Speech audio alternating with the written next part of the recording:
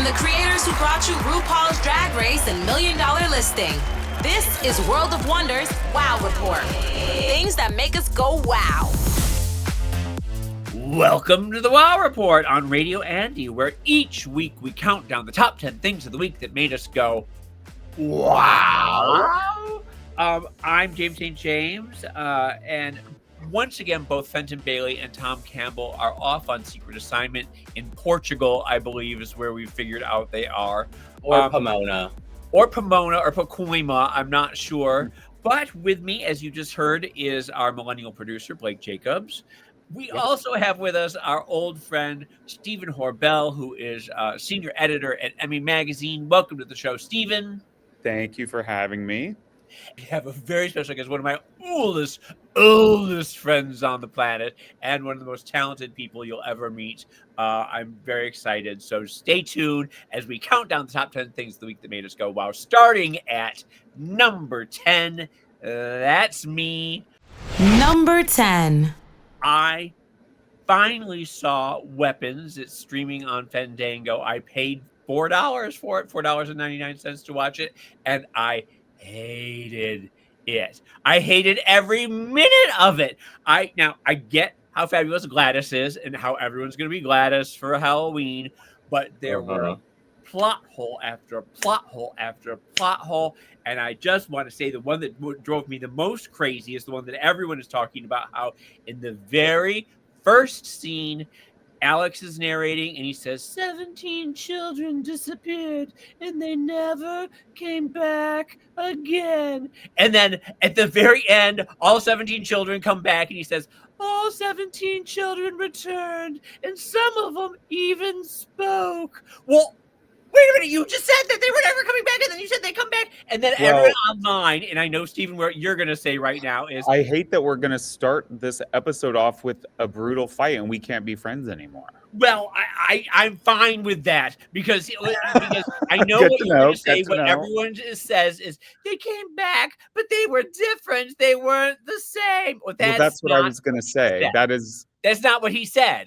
I mean, spoiler alert, they come back, but they're zombies. They're no longer children. That's not what he said, though. He said they never returned. He didn't say they never came back the same way they were. 17 children are sitting in a basement. Got a list. You saw he has a list. Okay, yeah, I have a list. 17 children are sitting in a basement eating soup. And they aren't pooping and peeing. What's up with that? What is up? Okay. Where's the waste going? Of course they were, and the little kid was probably forced to clean it up. But they're not going to show that in the movie. Why not? Because it's not the Ed Gein story. That's why. Okay. Alex has to get, Gladys sends him to go get something from each kid from his class. He goes in, he's stealing the names off the drawers. He's stealing things from the drawers. The teacher catches him, and she never once says, like, why are you taking that? What's in your bag? What are you doing? She doesn't notice the names aren't on the drawers anymore. No, she doesn't. Okay, that's fine. There you go. Okay, well, the kids are supposed to be in a straight line, running in a straight line. They aren't running in a straight line because you see very clearly that the road is curved, and that was the whole point of the map. Triangulating the map, yes. But you see the kids running in a curve on a curved road. Are you telling me that first of all, why 2:17? Why not 3:00? What is that? What was there was never any explanation for why it was 2:17 in the morning. Okay. And then you have all these ring lights, you have traffic lights, you have people out and about probably at 2 a.m. I mean, there's got to be cars. Not one ring light, not one traffic light caught the fact that 17 kids are marauding in the streets, running like with their arms, like not one. Well, what do you mean? There is ring camera footage. That's how they. I don't think where they go. Yeah. Anyway. Because the one parent is like obsessed with rewatching the ring footage. If Alex's house is covered in newspaper, why is nobody like, let's go there. Let's figure out what's going on there. Sure. It's a mystery. How does Alex know how to cast the spell? Because he's watched her do it. And just anyone is not. You don't have to be a witch to do this. It's just a matter of following the rules that you can. Well, cast it's the enchanted branch, I think. Not necessarily that you have to kind of because in any kind of witch story, I feel like there's kind of two branches that can take. One is like you're a witch by blood, and so the powers are inherent in you. The other is like you just have to know how to kind of create the potions and do the things. And so if it's the branch that's enchanted, then yeah, I guess anyone could do it. But that gets at what I really loved about this movie, which is that it really does craft a completely original lore and story, as opposed to just being it's a vampire movie or it's a whatever kind of. That's what I really appreciated about it. And it is an all new original IP. It is not a sequel. It is not I agree with that. I totally agree with you there. I like having that. I also wonder though why, if the purpose of this was to she's this old woman and she's sucking the life force out of these people, why is she not getting younger, or why is she not changing as a result of having 17 people and the 5 adults that she gets as well? Maybe she doesn't get younger. Maybe she just doesn't get older. Yeah, or it keeps her like healthy, right? Because without it, she's kind of like dying, right? So it's kind of like even this, there's only so much that even this kind of magical, ability or whatever can do for her.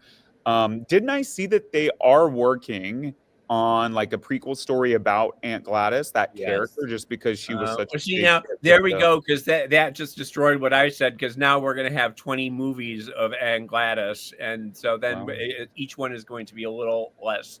You can't tell me you don't want to see what a young Aunt Gladys looks like. Bianca Del Rio is what she looks like. So, I mean, let's just call a spade a spade. Anyway, it had a very slow beginning. It really did. It did, and a very significant tone shift, which I feel like is what a lot of people who didn't like the movie, that was kind of their gripe. But I feel like, what did you think of Barbarian? This Zach Cregger's earlier movie. Did you like Barbarian? I don't know. Because it had a very similar tone, in that it starts out as this kind of movie, and then it becomes this very different kind of movie, and even I would say ends as a kind of different movie, which I feel like Weapons did something very similar, which I appreciated. It's kind of like I had a hard Band time. on the Run is 3 songs, and this movie is like 3 movies. Yeah. Well, I also had a hard time looking at the teacher's hair. What's her name? I just Julia Garner.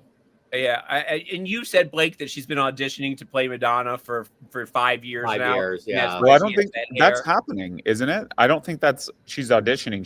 That's confirmed. But didn't before the pandemic, it was on, and then it was canceled, and then I mean, like, who knows? Well, Julia Garner's too busy racking up, But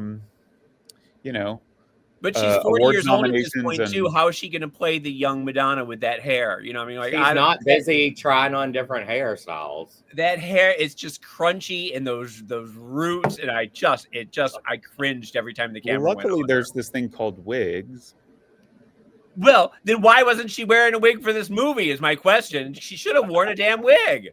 She should have been wearing a Marilyn Monroe style coif, right? Something. Sydney Sweeney. We could argue this the entire show, but let's move on to number 9. Number 9. I wanted to talk about the aforementioned Monsters Season 3, the Ed Gein story. James, have you seen any of this? Well, I do have a problem with Ryan Murphy sexualizing and fetishizing serial killers. That's number 1 on my list, but you haven't seen it? No, and the other problem I have with it, and then I'll let you describe it and everything like that, is that I think it's counterproductive to be having in this era where trans bashing is such a thing and trans people are in such danger, to be focusing on his either his transness or his trans or lack thereof, because Stephan was saying there's actually no evidence. There is no evidence. And for them to include that in this movie. But also, for the record, late in the season, they do shoot down completely the idea that he is trans. But it is a long journey to get there. And yes, a lot of people have found it very problematic, among other things in the show. Well, and that's my biggest gripe, is towards the end of the season, Ryan Murphy does that thing that Ryan Murphy does, where in an 8-episode thing, the first 6 episodes are chef's kiss, and then it falls apart. Like there's a fucking musical number. And then also I hear that at the end it's like, who's the real monster? Are we the real monsters for watching this? And No, or, still this guy. Still this guy but- who made a nipple belt. well, Like, that's what I yeah. was going to say. And isn't the real twist, the real monster is Ryan Murphy for continuing to pull this bullshit? How interesting, I'm being very introspective in saying we're monsters for watching, but why not just keep turning the lens and saying I'm the problem here. Taylor Swift, I'm the problem. It's me. There's always a weird penultimate episode. Any Ryan Murphy production. On any Ryan Murphy production. Well, it feels a little bit like a meth trip where you start off being all making lists and doing fabulous and cleaning the house and getting things done. And then by the end, you're like spinning like a top in your house. I'm not saying he's on meth, but I'm just saying that it feels like Ryan Murphy. It feels like a weird drug trip where things just fall apart at the very end. Yeah, he very much has like a kitchen sink mentality where it's like, let's throw everything in. And I mean, I've had this problem with most of his limited series or anthology series from like season 2 of American Horror Story. Yes. I remember loving season 1 of AHS, and then I remember when season 2 came out, and it's like, oh, but there's also aliens. Exactly. There's Nazis and aliens and yeah, yeah, and so and Chloe Sevigny. And so the musical number, which I loved that musical number in that one. Every one of the last 5 seasons of American Horror Story, I start them every time. I can't finish them. I'll tell you something. The only one that I've liked, after Hotel, I think the whole series falls apart. I think you're probably right. But I did like the one with Macaulay Culkin and the vampires in P-Town and the off season. I thought even that one in Provincetown is, my favorite place on earth. Even that one, I couldn't. It just didn't keep me interested. See, to me, he was doing. If you watch Party Monster, he's doing Michael Alig post prison. Yeah, he totally is doing the same character. He's doing, but he's doing it as a old meth head who's on his way down. Yeah.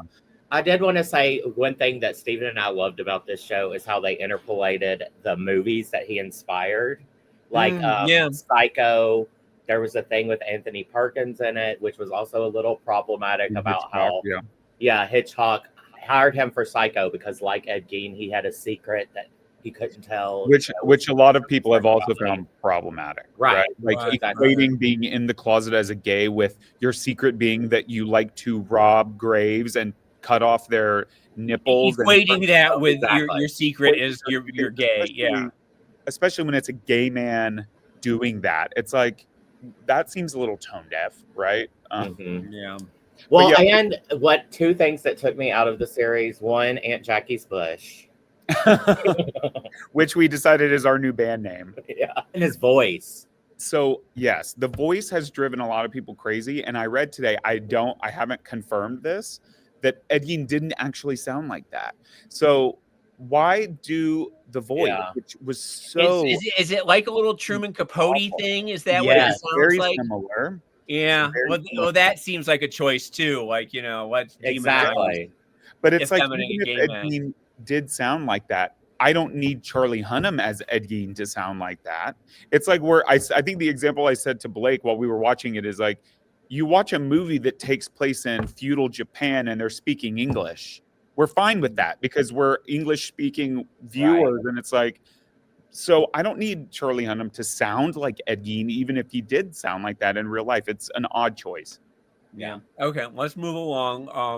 Number 10, 9, 8. Number 8.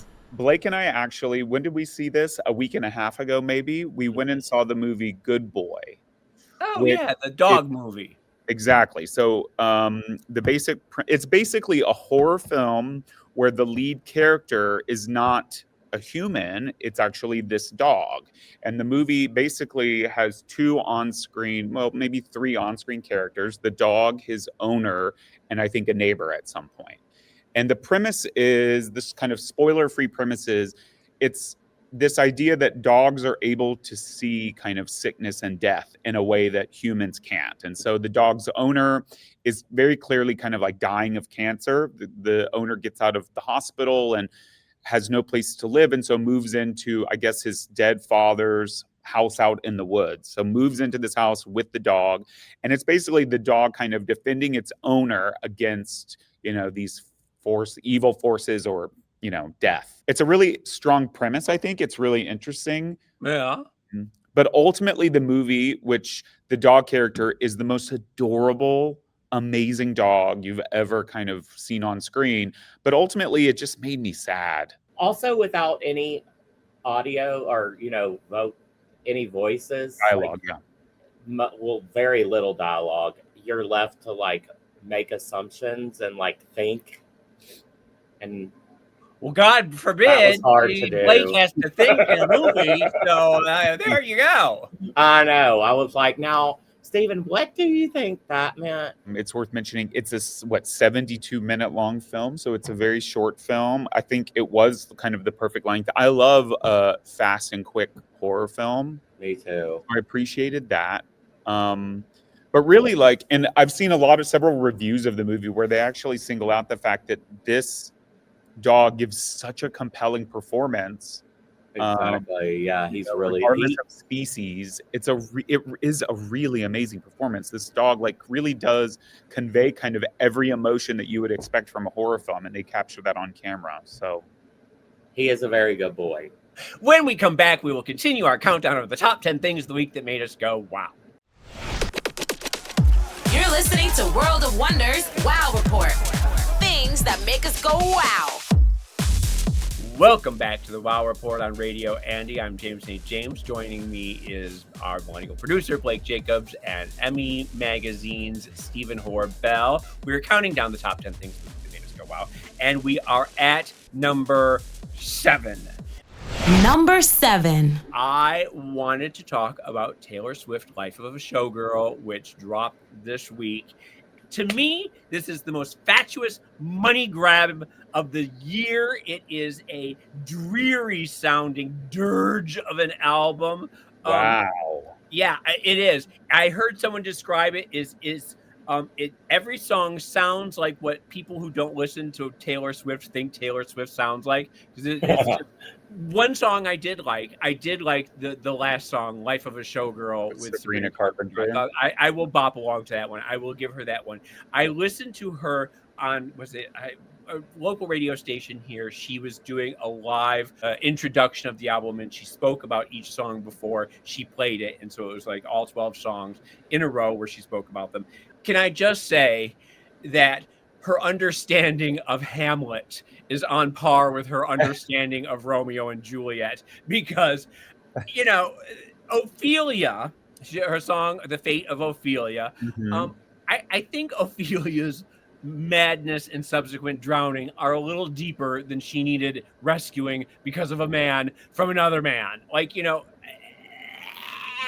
Well, and that song comes after she referred to at her engagement announcement, right? She refers to herself as the English teacher, right? And it's maybe go back and study Hamlet somewhere. Yes. And we know for a fact that the man who rescued her from the other man was Joe Alwyn, who is in Hamlet coming up this fall, and he's also in a movie called Hamnet, which is a takeoff on so he's doing 2 Hamlet things, which is why she's doing the song about Ophelia, because she's going crazy because of this man who's Hamlet.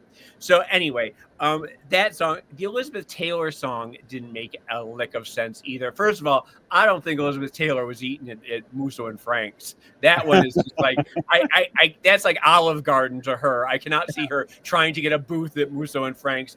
Also, the one thing that she keeps coming back to, where she says, "You're only as good as your last hit." She keeps saying that about Elizabeth Taylor. Well, now, that's true for a lot of people, but Elizabeth Taylor made bomb after bomb after bomb, and it never once diminished her star quality. It never once made her any less. She was still the most famous person on the planet, even after doing the Sandpipers and Boom and all that crap that she did in the 70s. But it never once stopped her from making her only as good as her last film. So I don't buy that either. Is that the song that's all about high school too? No. This is called Elizabeth Taylor, and she just keeps saying, "My eyes are turning violet because of the tears," and it's like, what?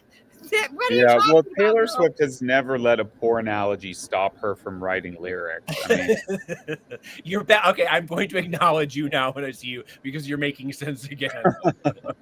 well, you mentioned the cash grab nature of this album, and Yeah. that's my biggest complaint with it personally. I know that she's not the only artist, especially in pop music, to come out with album variants. It's something that a lot of them do now, but the amount of them, the rollout of the announcements where maybe a fan will buy one or two of these variants, and then 2 weeks later, it's like, well, here's 6 more that you also need to buy. And then I recently saw that she's also now released album variants because most of them, from what I understand, it's just different artwork. But now she's actually released album variants, 4 different albums, each one featuring 2 acoustic versions of songs. So now she wants her fans to purchase 4 additional versions of the same album that they already have to obtain all of the songs for it. Whereas most artists, do that as, here's the deluxe edition of the record I just put out with all the, additional songs. I find that in the year 2025 to be pretty insidious, honestly. Well, I think what happens, especially coming from her. Yeah, the billionaire pop star. But the fact of the artist. matter is that in 2025, someone like Taylor, you get into that thing where you have to keep feeding the machine. You have to keep feeding the beast. What is the Chinese saying? If you're on the tiger, you have to ride it until it dies because you can't get off. And she's doing that thing where she every day has to keep doing more and more to maintain the billionaire status and to maintain the #1 status. And another thing that happens is, and this happens, you see a lot in like hip hop or something, where in the beginning of their career, they have a lot to bring to the table, as opposed, like this was my story coming up. This is my, the hardship I went through, and And then, like Gwen Stefani, you get to a point in your career where all you can sing about is, should I wear Versace or Gucci? Like, all you can talk about is how much money I have and I don't know what to do. Should I invest it in this or invest it in? And it's like, that's where Taylor is right now, where she has nothing to talk about except how fabulous her tour was. So I'm going to write a whole album about how fabulous, how much everybody loved me on my last tour. And it's like, when you stop having anything to talk about, like maybe you need to take some time off and have some life experiences where it's not just, and then everyone loved me because I'm a showgirl. I see what you're. Yeah. I do worry that she is putting out a little too much. I think that it would serve her well to maybe take, frankly, a couple more years off. That's what I'm saying. Go have maybe you write your best stuff when you're heartbroken, not when you've been on the biggest world tour of your life, and you have nothing but applause to write about. Well, now I'm gonna blow your mind and tell you that I actually enjoy this new Taylor album more than any of her last 4 or 5 projects, and frankly, I don't really get the outrage from Swifties about who don't like it. I actually like it more, definitely more than the folk albums, and definitely more than Tortured Poets Department. So I'm a little surprised, frankly, by all of the outrage. I think it's it's poppier than the last one for sure. And I would be remiss to not mention the Charlie XCX diss track.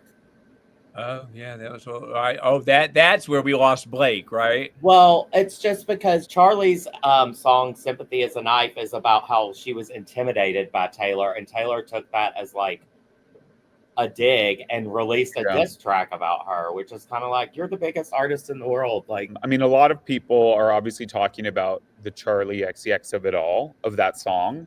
But I feel like it also could be, I think that it probably does start out about Charlie, but I do think that eventually it weaves into kind of almost a response to Donald Trump. I would like to think that it is, which I think makes I don't know that Taylor. Well, but it may not just be about Charlie XCX as well. Yeah, I think it's a broader theme. But I don't think we're going to get any Taylor comments on Donald Trump. I think she knows her base well enough for that. Anyway, let's keep moving on. Number 6.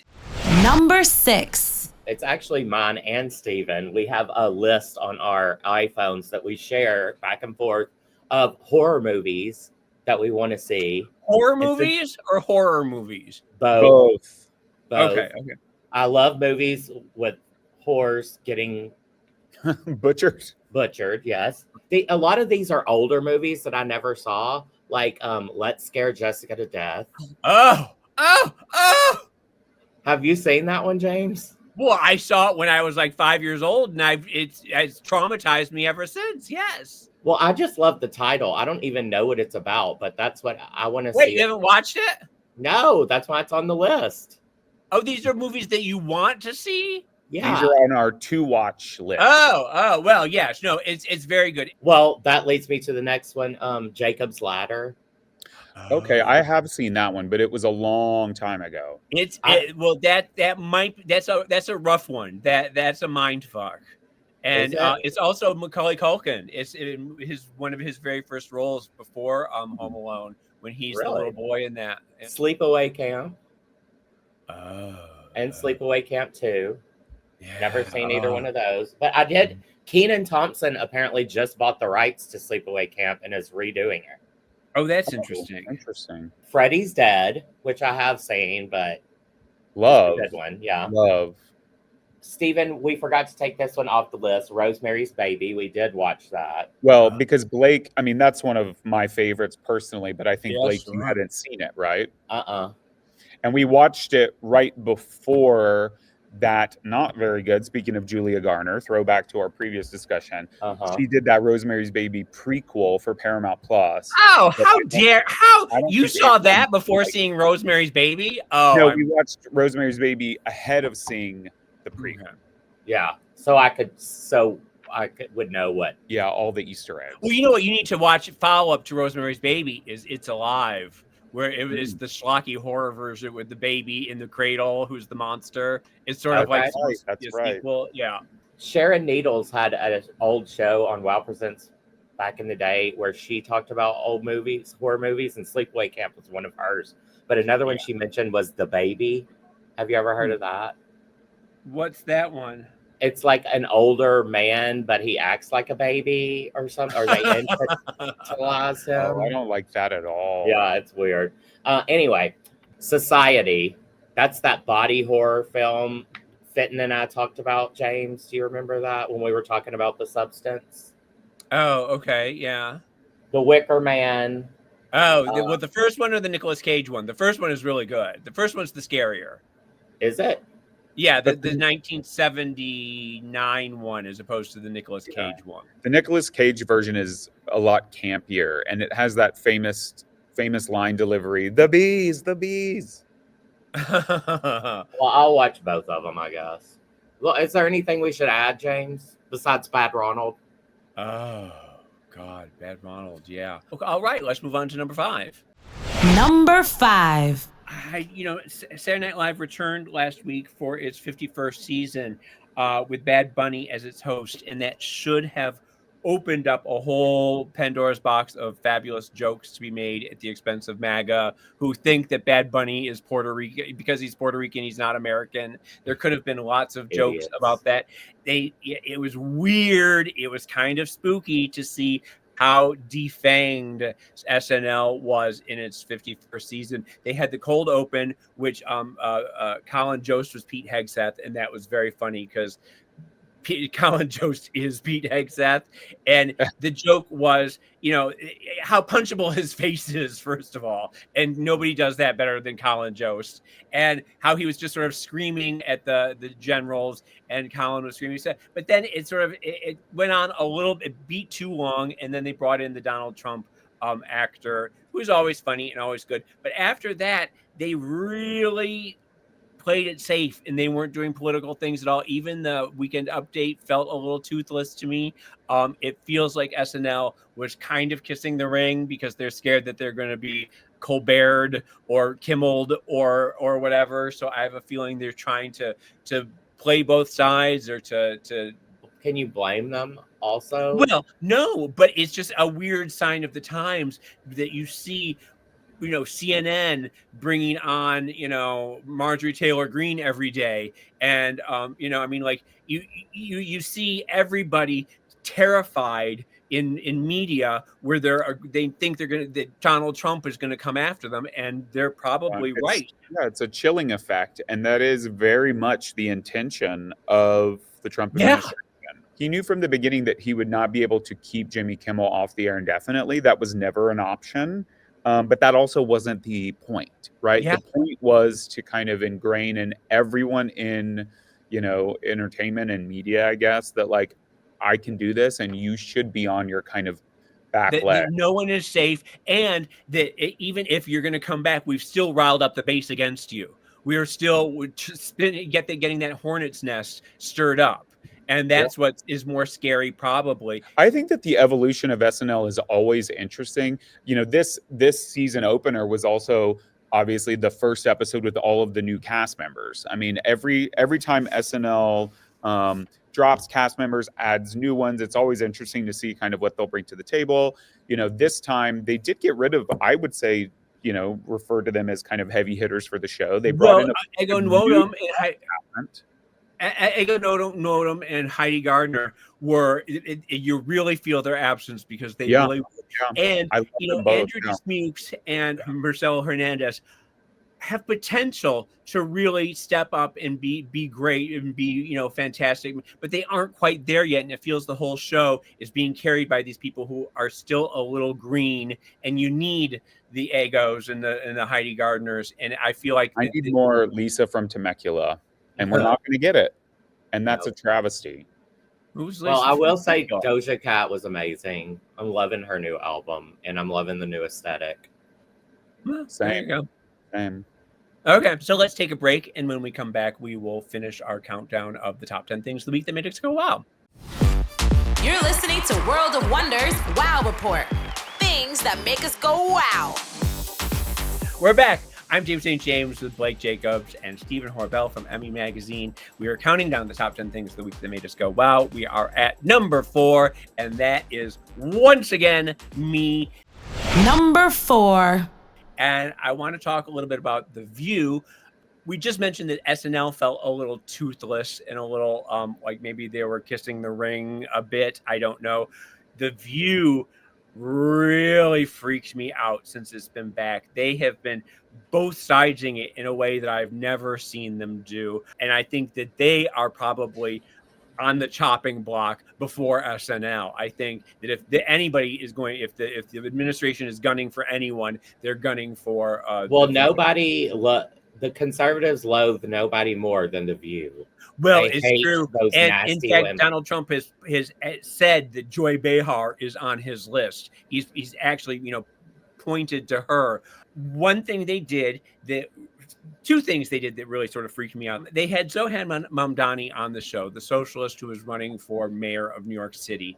And he came on and he's very articulate. He's very bright. He's very photogenic. Everything about him is a positive. And they were harder on him than I've seen them be on anybody in the last year, and they hammered him in a way that felt really uncomfortable, including Sarah, which I don't watch the show very much, right? But she kind of took him to task.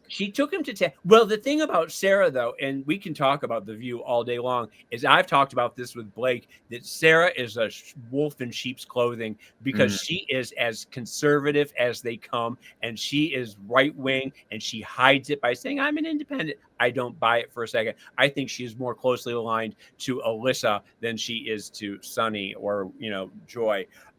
But she really hammered him. Then this week they had Andrew Cuomo on, and they fawned over him in a way that made me want to vomit. It was bizarre the way they lobbed softball question after softball question with him. They waited until the third segment when Joy brought up the fact that 19 women have accused him of sexual harassment, sexual abuse. And she framed it like, 17 women have accused you. Why should we not believe them?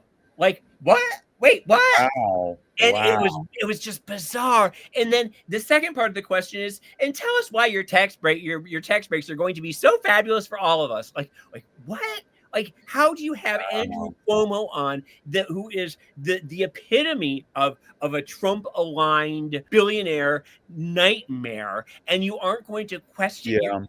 It was just the way that the note came from on high that we are going to be more both sides, that we are not going to, Alyssa is not going to be the lone voice of the right wing here. One thing I would say about The View, I used to be a diehard watcher. I used to love watching the show, and I don't really watch it much anymore. I'm not really impressed with, I don't feel like they're really contributing anything to the discourse around kind of what's happening. They're also, none of them are really, these are not a young generation of women, and so I feel like their political leanings, how they treat Andrew Cuomo when he's sitting, is maybe somewhat a reflection of that too. I mean, these are not leftists. But Well, but at the same time, I feel like everyone is on the other side, and we have this one show that is, for the most part, on our side.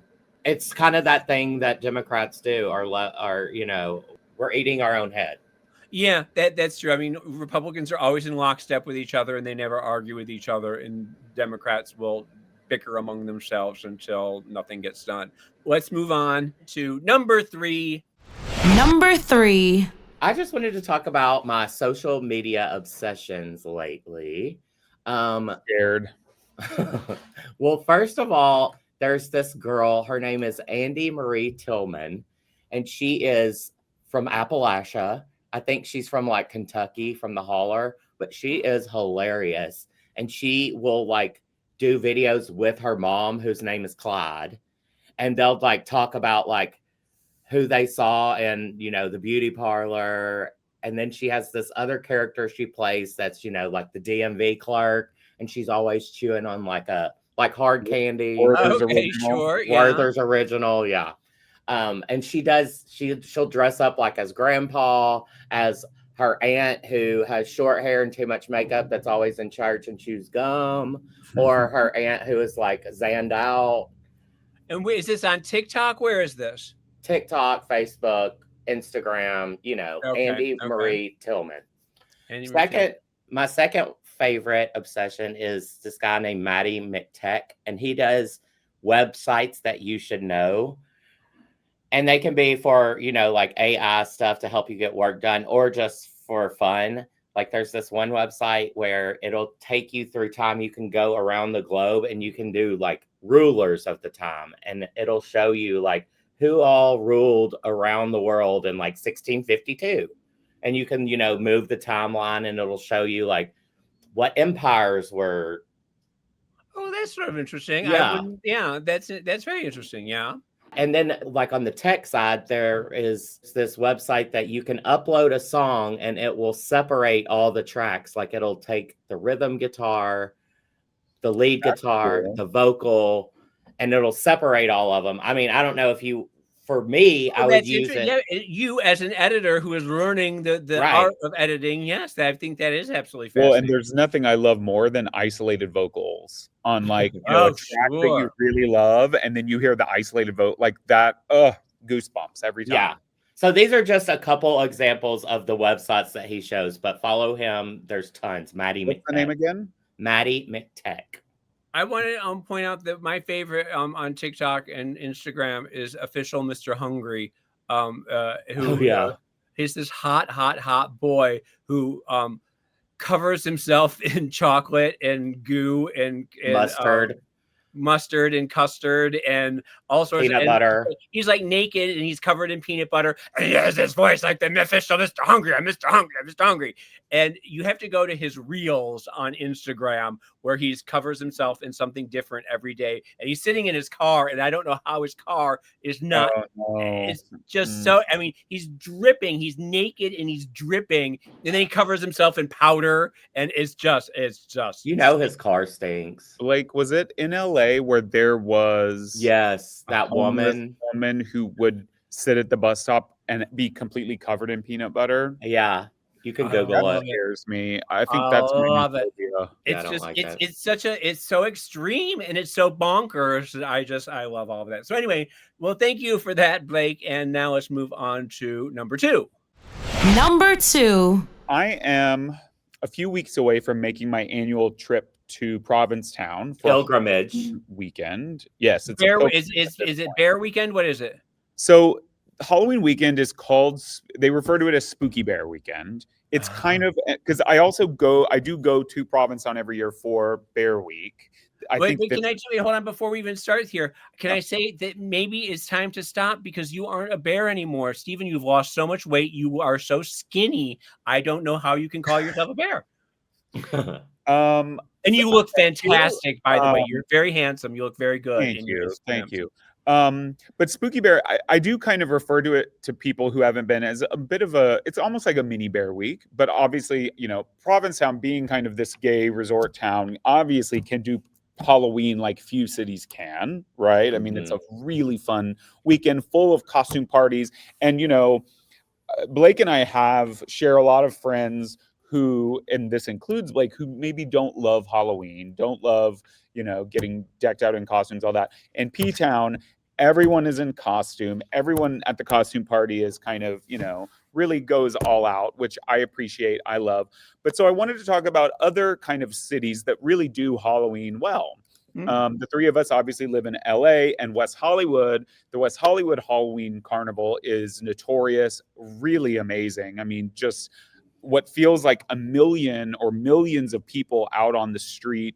The costumes are always top notch. Obviously it being LA, these queens go all out.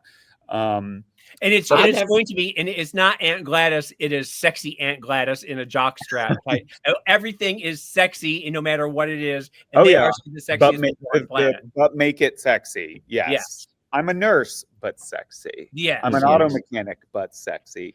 I actually, at one point, after seeing Weapons, was going to attempt at Aunt Gladys as one of my costumes. And then it hit me, the movie kind of blew up so much. I was like, I would be competing with, 24 other gay men that pulled it off. It's going to be Jackie Beat doing it, who is going to be doing it flawlessly, Exactly. Yeah.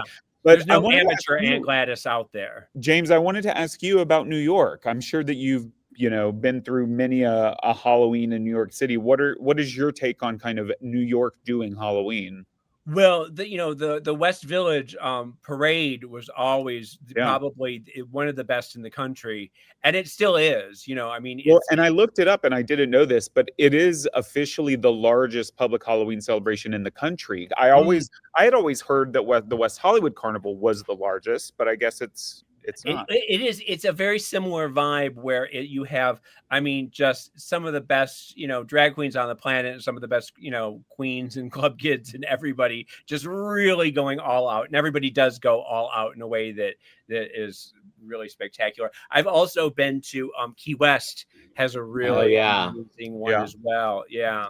Oh, nice. Well, the only other city I thought was worthy of really, the kind of obvious inclusion would be New Orleans. They do have a Halloween parade through the French Quarter with floats. So it's not just kind of, I think, what we see in New York and West Hollywood, but there's floats. There's also apparently dozens of marching bands that take place that part of the parade, which I've never done New Orleans for Halloween. Just the voodoo and all of that, they're just is baked into whatever they do. And Salem. Yeah. I actually accidentally, when I was looking at colleges, when I was a senior in high school, my family went to Boston because we were looking at Tufts, and we were like, let's drive to Salem. Let's go check it out. We drove up there, not realizing it was Halloween weekend. Oh, yeah. That was an experience. Yeah. When we come back, we will have the number one thing of the week that made us go wow with a very special guest. I'm sure you're going to be absolutely titillated. You're listening to World of Wonders Wow Report. Things that make us go wow. And we're back. We've been counting down the top 10 things of the week that made us go wow. We are at number 1. And we have with us a fabulous guest today, the incredible, the incomparable Lisa Edelstein. Number 1. An actress who you might know from stage and screen, things like House, Girlfriend's Guide to Divorce, The Kaminsky Method, 911 Lone Star, as well as hundreds of other things. Her IMDb goes on forever and ever and ever and ever. Welcome to the show, Lisa Edelstein. Yay! James, Yay! you say my name like you've never said it before. You know, you've been saying it for Who is this? Who am I? 1,000 Who am I years. talking? I'm reading off of a chat GPT. Type up an introduction to Lisa. But currently you are on a Netflix animated series called Long Story Short that I've been absolutely loving. Tell us a little bit about it and how you got involved in it. Well, it's written by Raphael Bob Waxberg, who wrote, oh my God, it's just left my BoJack brain. Horseman. BoJack Horseman, which has a huge cult following because it's so smart and it's so dark. This one is maybe a little more hopeful than BoJack was. I love Raphael and I love working with him.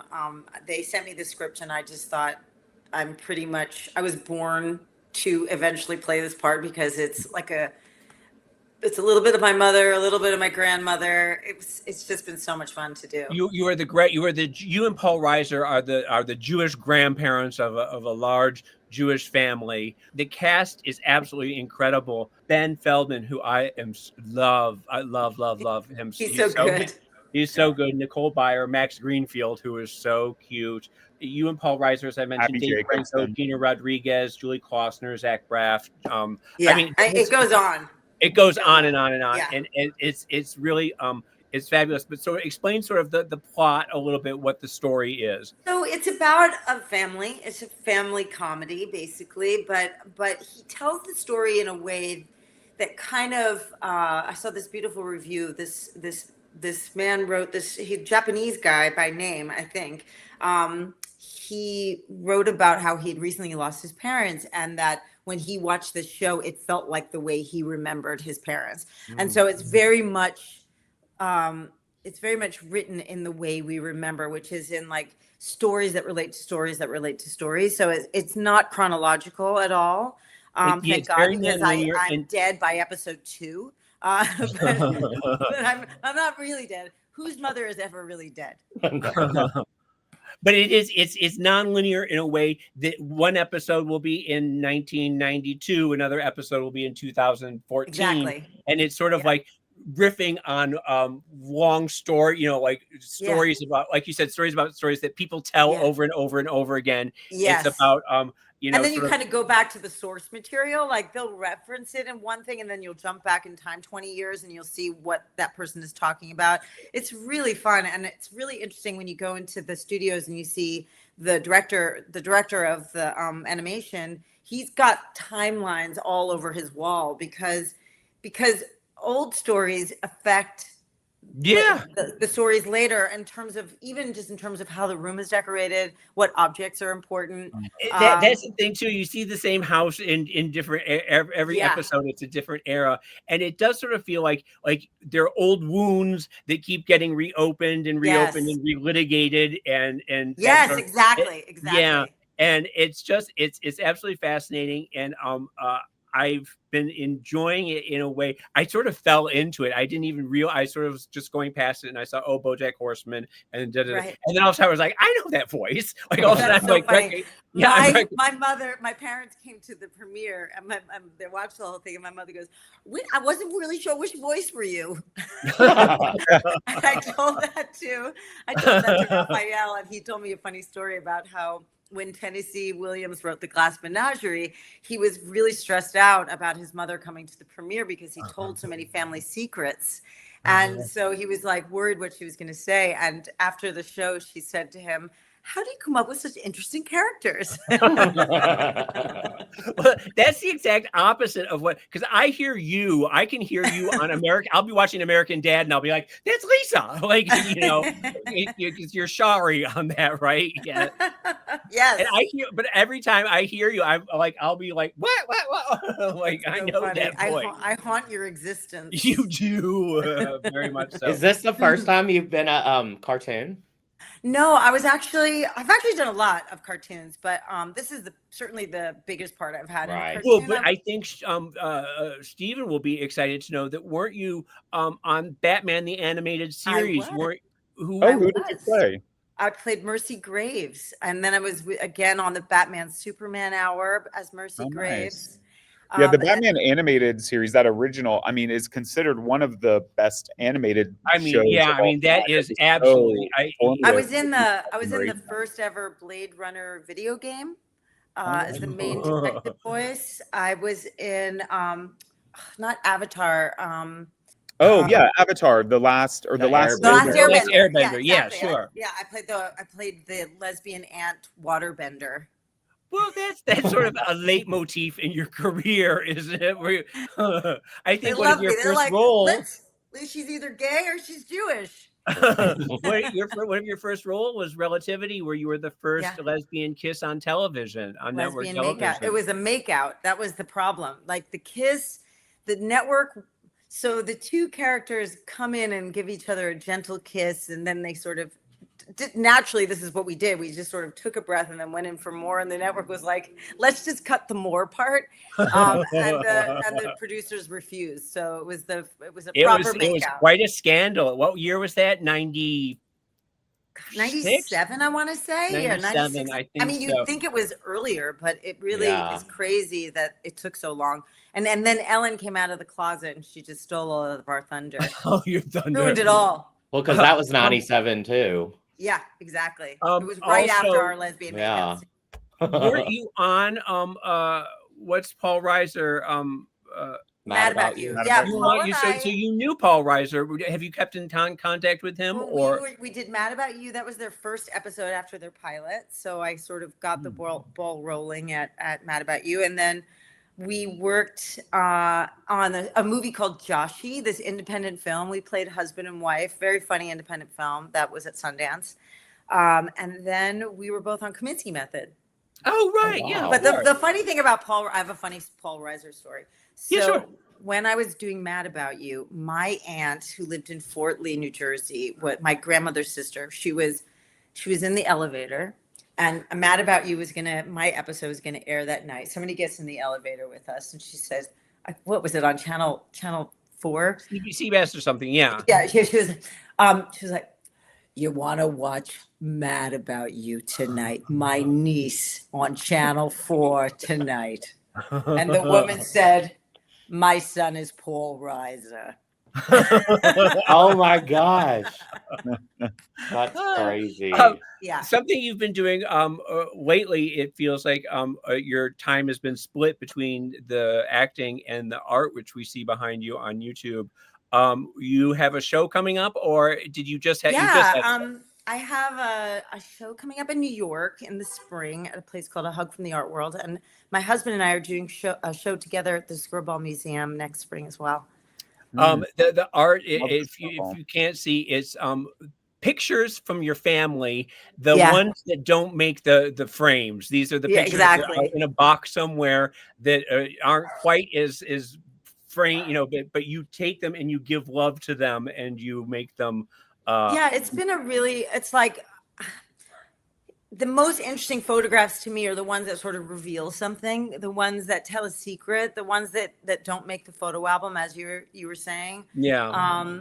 And I've just been there's also something very powerful about taking people who most people don't even know who they are anymore. Maybe there's one or two people left that know who they are in the name in the box, and sort of giving them this whole other life. And it's a talent that you didn't know that you really had until the pandemic, when you were sort of stuck at home, and all of a sudden you discovered you were a great painter. I had done about 5 3,000-piece jigsaw puzzles, and I'd watched like 20 disaster films, and we were 2 weeks into the lockdown. I was like, this is not going to work. It's not going to work. So I decided to color, because I always loved magic markers. And then I got a coloring book, and it was just so ugly and I was wasting my time. And so I decided to make my own coloring book. And that's how it started, where I made a drawing from a photograph from a box, because I'd moved my parents here during the pandemic and I inherited all these photographs. It just sort of became this incredibly joyous experience to discover that I really love the hyper focus of painting. I love that quiet time.